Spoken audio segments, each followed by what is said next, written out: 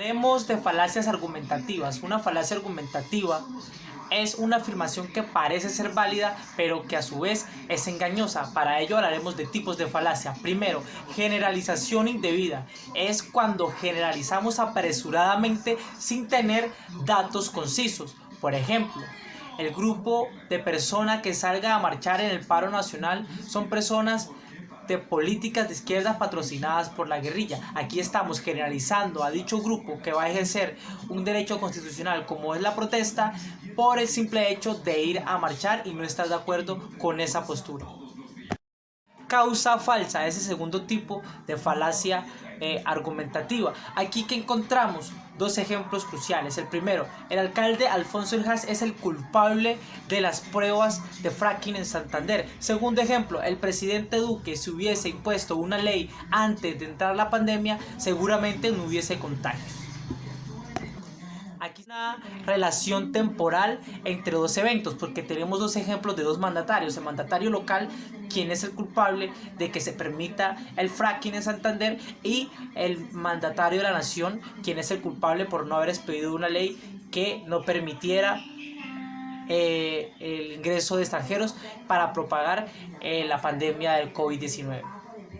Como tercer argumento tenemos el argumento circular, el cual indebidamente repite los argumentos con palabras diferentes. Por ejemplo, en Europa no hay COVID porque la mayoría de países son desarrollados. Federico Gutiérrez ganará la presidencia porque es el candidato de Uribe. Aquí lo que ocurre es que se presenta una versión diferente del argumento como evidencia del mismo en estos dos ejemplos que acabé de mencionar. De incrementos eventual. Bueno, aquí se supone que un evento llevará inexorablemente a un evento similar también. Por ejemplo, si el gobierno aprueba el aborto, todas las mujeres del país empezarán a abortar.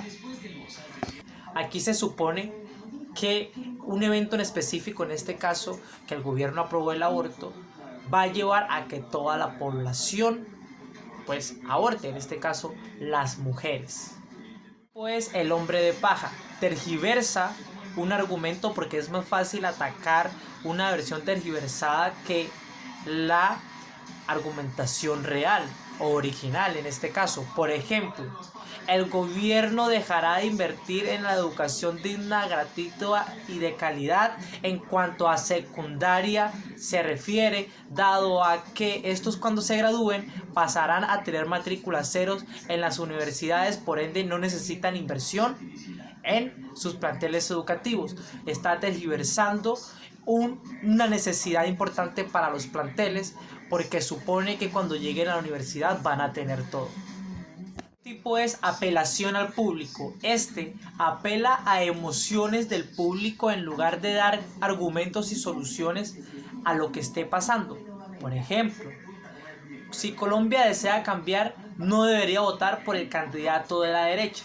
Otro ejemplo es, si los estudiantes quieren educación, no deberían salir a las calles, más bien deberían estar en los salones. Lo que pasa es que en vez de ofrecer argumentos lógicos, ofrece argumentos pues engañosos que llevan al debate emocional de las personas. Un tipo muy importante es el ataque personal. Este supone que las falencias de una persona se usan en la aplicación de los argumentos que la persona defiende. Dos ejemplos claros. Por ejemplo, valga la redundancia, los integrantes de la primera línea son vándalos porque hacen bloqueos en las calles.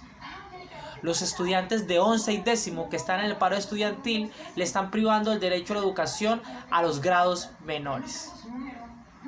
Están utilizando ciertas falencias o factores de estos dos grupos que les mencioné el ejemplo para atacar la personalidad y dar, por decirlo así, declaraciones de miedo e inseguridad en las personas. Todo de autoridad supone que el hecho de nombrar una autoridad en el campo es suficiente para validar sus argumentos. Por ejemplo, el presidente puede hacer y deshacer de los bienes del Estado. El Congreso de la República puede crear las leyes como ellos quieran. Aquí pues no se da un argumento conciso y tampoco se dan referencias, sino que por el contrario se dan argumentos vacíos simplemente por el hecho de autoridad. Esa equivalencia o de la ambigüedad se usa cuando una frase, palabra u oración se utiliza con el fin de confundir a alguien. Por ejemplo, la dictadura de Venezuela es falsa, solo es capricho de los Estados Unidos para engañar a la sociedad.